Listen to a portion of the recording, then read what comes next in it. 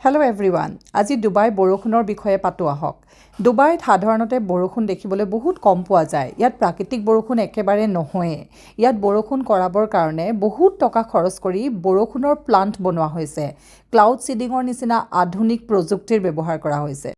বৰষুণৰ টোপাল পৰাৰ লগে লগে চিটিখন একদম শৃংখলাবদ্ধ হৈ যায়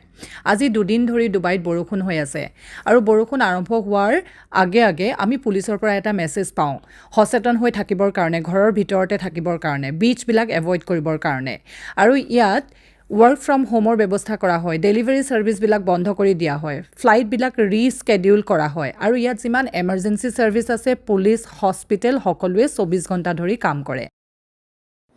2024 চনত ডুবাইত এটা বহুত বেছি ডাঙৰ বৰষুণ হৈছিল আৰু সেই তেতিয়াৰে পৰা এই ব্যৱস্থাটোক বহুত বেছি গম্ভীৰভাৱে লোৱা হ'ল